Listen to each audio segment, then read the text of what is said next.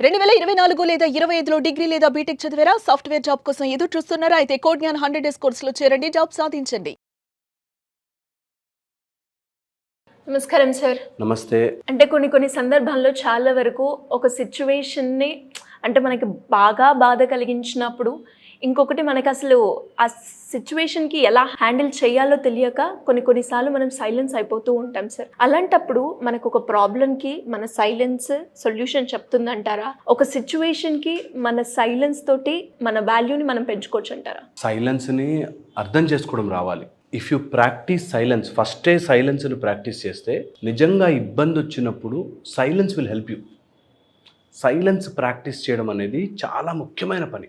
Okay, ఎందుకు silence important అంటున్నా అంటే ఎంతోమందికి జస్ట్ ఆ సైలెన్స్లో ఆన్సర్లు వచ్చాయి. ఓకే, అలా కూర్చుని ఒక చోట ఆలోచనలన్నీ ఆగిపోయి తక్కువ సైలెన్స్లో చోటు పుట్టుకొస్తుంది. ఎప్పుడైనా అంతే, ఆకాశము నుంచి సైలెన్స్ నుంచే శబ్దం అలా పుడుతుంది. సో అందుకని మనం సైలెన్స్ని అర్థం చేసుకోవడము, సైలెన్స్తో గడపడము రావాలి. 3 రకాల సైలెన్స్లు ఉంటాయి జనరల్గా. ఒకటి ఔటర్ సైలెన్స్, అంటే మాట్లాడి వీడు అర్థం చేసుకోవడం వేస్ట్ అని అనుకుని ఒక సైలెన్స్ వస్తుంది. ఓకే, సో మాట ద్వారా అర్థము కాదు, అది ఒక నీచమైన స్టేజ్ అనమాట. అంటే ఎవరైనా ఏదైనా చెప్తుంటే అర్థం చేసుకోలేని పరిస్థితులు ఎవరైనా ఉన్నారంటే అది ఒక నీచ రకమైన స్టేజ్ అంటారు. దాన్ని దాటి పైకి వెళ్తే, అంటే కొన్నిసార్లు వీళ్ళని ఎక్స్ప్లెయిన్ చెయ్యలేము అన్నప్పుడు సైలెంట్ అయిపోయింది కాక ఇన్నర్ సైలెన్స్ ఒకటి ఉంటుంది. ఇన్నర్ ప్రశాంతతలో థాట్స్ అండ్ ఎమోషన్స్ వచ్చి ఒక నిస్పృహలో ఆగిపోతాం. ఓకే, ఆ థాట్స్ అండ్ ఎమోషన్స్ ఆగినప్పుడు వచ్చే సైలెన్స్. Third, spiritual silence. ఈ స్పిరిచువల్ సైలెన్స్లో వాంటెడ్గా మనం పాజ్ పెట్టుకుని అలవాటు చేసుకుని ఆ సైలెన్స్ని అబ్జర్వ్ చేస్తే ఎన్నో రకాల కొత్త విషయాలు పుట్టుకొస్తాయి. ఎందుకంటే సైలెన్స్ ఎంత సైలెంట్గా ఉంటే అంత పరమాత్మకి దగ్గర అవుతూ ఉంటాము అంటారు. లోపల కూడా చాలా మదన నడుస్తుంటుంది కదా, టాకింగ్. దాన్ని ఎంత సైలెంట్ చేసుకోగలిగితే అన్ని ప్రాబ్లమ్స్కి సొల్యూషన్ వస్తాయి. ఎప్పుడైనా ఇది ప్రాక్టీస్ చేసి చూడండి. పెద్ద గొడవ, బిగ్ గొడవ, జస్ట్ బికమ్ సైలెంట్. దాని నుంచి ఎన్నో రకాల ఆన్సర్లు ఈజీగా వస్తాయి. అండ్ అన్ని గొడవలకి కారణం మన మాట. చాలా రకాలుగా గొడవలకి కారణమయ్యేది మాట. మనం ఒకటి చెప్తాము, అవతల వాడు ఇంకోలా అర్థం చేసుకుంటాడు. అందుకే మా గురువుగారు అనేవారు, there is no dialogue, there is always a monologue అని. మనమేదో చెప్తాం, వాడు దానికోసం ఆన్సర్ రెడీ చేసుకుంటాడు, దీని గురించి ఆలోచించడు. అందుకోసమే దెర్ ఈజ్ ఆల్వేస్ ఎ మొనోలాగ్. ఎవడి మాట వాడిదే, నేను కరెక్ట్ అంటే నేనే కరెక్ట్ అని. అలాంటప్పుడు సైలెంట్గా ఉండడమే మంచిది. ఇది గనక మనకి అర్థమైపోతే సైలెన్స్ నుంచి ఫస్ట్ నేర్చుకోవాల్సింది అవాయిడింగ్ డిస్ట్రాక్షన్స్. సైలెంట్గా ఉన్నప్పుడు గుచ్చుతుంటాయి కొన్ని థాట్స్, చాలా థాట్స్. కొన్ని మనకి ఏవైతే రిపీటెడ్గా వచ్చి ఉన్నాయో గుచ్చుతాయి. వాటిని ముళ్ళు తీసినట్టు తీసి పక్కన పడేయాలి. ఆ థాట్ నాకొద్దు అని తీసి పక్కన పడేయాలి. ఎప్పుడైతే ఇది ప్రాక్టీస్ చేయడం స్టార్ట్ చేస్తామో, విచ్ ఇస్ ఒకరోజు నన్ను బాస్ ఏదో అన్నాడు అని వచ్చింది అనుకో మాట, అది రోజంతా అరే అట్లా ఎలా అన్నాడు అనిపిస్తుంది కదా. ఆ థాట్ని మెల్లగా తీసి పక్కన పెట్టాలి. I'm not going to think about it, నేను డైవర్ట్ చేస్తున్నాను ఆ మైండ్ని అని ప్రాక్టీస్ చేస్తే, ఎప్పుడు నార్మల్గా ఉన్నప్పుడు ప్రాక్టీస్ చేస్తే, అలా ఎవరైనా తిట్టినా, హర్ట్ చేసినా, వదిలేసినా, కష్టం వచ్చినా కూడా వాటిని ఈజీగా హ్యాండిల్ చేయగలుగుతాం. ఎందుకంటే ఏ కష్టమైనా లోపలే, బయట ఏమి ఉండదు. రోజులు గడిచిపోతూ ఉంటాయి, సమయం వెళ్ళిపోతూ ఉంటుంది, అన్నీ అయిపోతుంటాయి. బట్ ఎవరైనా ఏదైనా మాట అంటే ఆ మాట ముళ్ళు గుచ్చుకున్నట్టు గుచ్చుకుంటుంది. సో సైలెన్స్లో ఉన్నప్పుడు ఆ డిస్ట్రాక్టివ్ పెయిన్ పాయింట్ని తీయగలగాలి. ఇది ఈజీ బై ప్రాక్టీస్. యాక్చువల్గా డిస్ట్రాక్టింగ్ పెయిన్ పాయింట్ని మీరు రాసుకుని దాన్ని ఒక టైప్ ఆఫ్ మెథడ్ ఫాలో అయ్యి దాన్ని పడేయచ్చు, తీసి పడేయచ్చు. ఓకే, ఇది ఒక మెథడ్. సెకండ్ వచ్చేసి, ఒకవేళ కనుక మీకు ప్రాక్టీస్ చేయాలనిపిస్తే స్టిల్నెస్ చెప్పనా మీకు. ఎప్పుడైనా మీకు కుదిరితే రోజులో ఒక 5 నిమిషాలు స్లో మూమెంట్ ప్రాక్టీస్ చేయండి.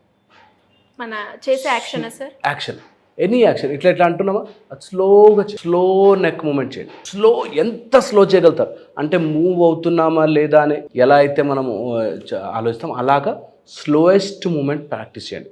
ఇది చైనీస్ ఫిలాసఫీలో, జెన్ ఫిలాసఫీలో ఇక్కడ చాలా బాగా వర్కౌట్ చేస్తారు. But they just move with the energy, ఎనర్జీతో స్లోగా మూవ్ అవుతుంటారు.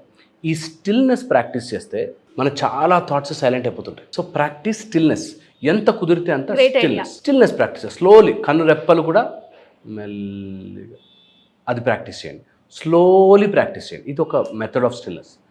దీని థర్డ్ మెథడ్ ఉంది, ఈ థర్డ్ మెథడ్లో ఈ సైలెన్స్ ఎక్కడ ఉందో దాన్ని అబ్జర్వ్ చేయడం.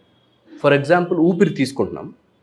ఊపిరి తీసుకున్నప్పుడు బ్రీద్ ఇన్కి బ్రీద్ అవుట్కి మధ్యలో ఒక తిన్న గ్యాప్ ఉంటుంది. దాని మీద అబ్జర్వ్ చేయాలి. ఓకే, బ్రీద్ ఇన్ బ్రీద్ అవుట్కి మధ్యలో ఒక గ్యాప్, ఆ సైలెన్స్ని. తర్వాత ఓం ఓం అన్నప్పుడు ఒక మంత్రానికి మధ్యలో గ్యాప్. దాన్ని ఎంత మీరు ఆ క్షణంలో ఉండే ప్రయత్నం చేస్తే అంత సైలెన్స్ మీ బాడీలోకి వస్తుంది. ఓకే, ఇది సెకండ్ మెథడ్, మంత్ర మధ్యలో గ్యాప్. థర్డ్ మెథడ్ అంటే ఇనీషియల్గా బిగినింగ్లో ఎవరైనా ఉంటే వాళ్ళు చేయాలి అనుకుంటే పొద్దున్నే సన్ లైట్ రాకముందు చీకటిగా ఉన్నప్పుడు ఆ మధ్యలో గ్యాప్ని పట్టుకోవాలి. ఓకే, పొద్దునే సపోజ్ రేపు పొద్దున సూర్యాస్తమయము 6:02 అని ఉందనుకో, 5:45కి వెళ్ళి కూర్చోండి. జస్ట్ అబ్జర్వ్ ఎప్పుడు టక్కున లైట్ పెరుగుతుంది, ఆ మధ్యలో గ్యాప్, ఆ థిన్ లైన్ ఉంటుంది, వేరే వస్తోంది లైట్ వస్తుంది, టక్మన్ మొత్తం లైట్ వచ్చేసింది. అలాగా గ్యాప్ని అబ్జర్వ్ చేయడం. ఆర్ ఎక్కడైనా చుక్క వాటర్ పడుతుంటే ఆ వాటర్ డ్రాప్కి మధ్యలో గ్యాప్ అబ్జర్వ్ చేయడం. ఇలాంటి చిన్న ప్రాక్టీసెస్ వల్ల స్టార్టింగ్లో ఎవరైనా బాగా మదన పడుతున్నారు, రగిలిపోతున్నారు, థాట్స్ మీద థాట్స్ వస్తున్నాయి, ఇలాంటి చిన్న ప్రాక్టీసెస్ చేయొచ్చు. ఓకే, ఇక ఫైనల్ ఫోర్త్ పాయింట్ చెప్పి ఎండ్ చేస్తాను. ఫోర్త్ పాయింట్ ఏంటంటే, ఒకవేళ మీరు ఎప్పుడైనా ఏదైనా చెప్పాలి అనుకుంటే మొత్తము పాయింట్ని ఒక సింగిల్ మాటలో చెప్పి వాళ్ళు ఏం మాట్లాడుతున్నారో వినకుండా మీరు బెయిన్ సైలెన్స్, వాళ్ళు ఎలాగైనా తీసుకునేయండి, నా పాయింట్ నేను చెప్పేస్తాను అంతే. అవతల వాడి ఆన్సర్ ఏంటి దాన్ని నేను అర్థం చేసేసుకుని నేను నిజం అనుకున్న పాయింట్, సత్యముని నమ్మి ధర్మ మార్గంలో ఒక మాట, అది నేను చెప్పాలి అనుకున్నాను, నువ్వు చేసింది తప్పు, ఇలా చేయకుండా ఉండాల్సింది అనుకోండి. వాడు ఎంత హర్ట్ అవుతాడు, వాడు కొడతాడా, తిడతాడా, అరుస్తాడా అనవసరం, నేను ఈ పాయింట్ చెప్పాలనుకున్నాను చెప్పి సైలెంట్ అయిపో. That will give you enormous strength. ఇది గనక నిజంగా తెలుసుకుని ప్రాక్టీస్ చేయగలిగితే నిశ్శబ్దం నుంచి ఒక స్టేజ్ వచ్చాక పెద్ద వాళ్ళు చెప్పడానికి ఏముండదు, బికాజ్ అర్థం చేసుకునేవాడు ఉండడు. ఎవడికో అర్థం చేయించుకోవాలని ట్రై చేసిన రోజులు మాటలు మిగులుతాయి, నిజంగా అర్థం కాదు. మా దగ్గరకు వచ్చేవాళ్ళు చాలామంది క్వశ్చన్స్ అడిగి ఈయన ఏం చెప్పడు అంటే, చెప్తా అంటే కూర్చుంటారు. ఒక 10 రోజులు 15 రోజులు అయ్యాక they will know the answer. మనకు తెలియాల్సిన అవసరం లేదు, ఎంత వెతుకుతూ ఉంటే అన్ని క్వశ్చన్స్ వస్తాయి. అందుకని సైలెన్స్ని, నిశ్శబ్దాన్ని నిజంగా అర్థం చేసుకోవడం వస్తే నిశ్శబ్దంలో చాలా ఉన్నాయి. శబ్దమే కాదు, నిశ్శబ్దంలో కూడా ఒక మాట ఉంటుంది, సౌండ్ ఉంటుంది. వర్డ్స్ ఆఫ్ సైలెన్స్ అని నిశ్శబ్దంలో ఉన్నప్పుడు భగవంతుడే మాట్లాడతాడు. So maybe you should try all this. డెఫినెట్గా సార్. నిజంగా చాలామందికి కూడా ఈ సైలెన్స్ వీడియో అనేది ఎన్నో రకాలుగా ఉపయోగపడుతుందని నాకు అనిపిస్తుంది. టు బి ఫ్రాంక్, మీరు చెప్పిన ఈ 3-4 టెక్నిక్స్ ఏవైతే ఉన్నాయో ఒకరికి ఒకటి పనిచేస్తుంది, ఇంకొకరు పనిచేస్తుంది. బట్ ఖచ్చితంగా వాళ్ళకి ఏదైతే ప్రాబ్లం, అది రిలేషన్షిప్లోనే కావచ్చు, లేదంటే నాకు సొల్యూషన్ దొరకాలి అనుకునే వాళ్ళకి కూడా మీరు చెప్పిన ఈ 4 కనుక ఖచ్చితంగా పాటిస్తే డెఫినెట్గా ఆ సొల్యూషన్ దొరుకుతూ ఉంటుంది. ఏ కష్టమైనా కానీ ఇక్కడ సైలెంట్ అయిపోయి దొరుకుతున్నాను డెఫినెట్గా. అండ్ లాస్ట్గా మీరు అన్నారు సార్, మీరు కన్వే చేయాలి, బికాస్ మనకు ఉంటుంది నేను కన్వే చేయాలని, కానీ కన్వే చేసిన తర్వాత answer what ever it may be, అది బాగా పనిచేస్తుంది. అది కనుక మనము ఐస్ని, నోస్ని అన్నిటినీ కంప్లీట్గా బ్లైండ్గా పెట్టుకొని కనుక మనం ఉంటే ఖచ్చితంగా మనం కన్వే చేసినట్టు ఉంటుంది, వాళ్ళ రియాక్షన్తో మనకి సంబంధం లేదు. సూపర్, గ్రేట్ ఐడియా సార్, నాకు చాలా నచ్చింది. నేను ఈసారి నుంచి ఖచ్చితంగా ఫాలో అవుతాను. Thank you sir, thank you so much. Suman టీవీలో మీ పర్సనల్ అండ్ బిజినెస్ ప్రమోషన్స్ కోసం కింది నెంబర్కి కాంటాక్ట్ చేయండి.